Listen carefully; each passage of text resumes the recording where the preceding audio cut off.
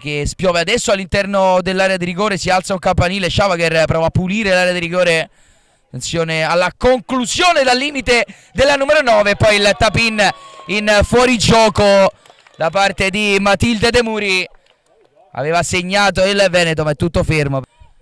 Conte, grande imbucata per Farnesi, zona tiro, Farnesi! Ora Farnesi sulla tre quarti, forse può pensare anche al tiro, lo prova Fontana in due tempi.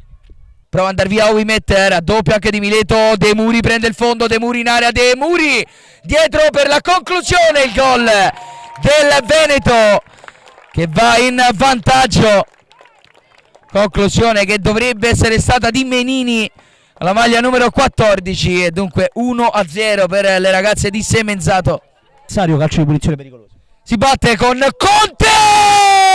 Ancora una volta da un piazzato segna il Lazio, stavolta Aurora Conte la mette sul secondo palo, batte Fontana e torna subito in parità. Grossi, pallone tagliato verso la porta, doppia deviazione, alla fine a rientrare con il macino, pallone tagliato, Oclo sul primo palo, alza questo campanile, traversa, doppia anche di Schavagher.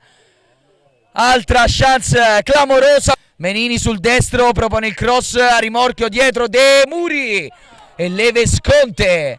Accelerazione di Grossi che verticalizza, attenzione a Padovan in area, Padovan sterza sul mancino, Padovan!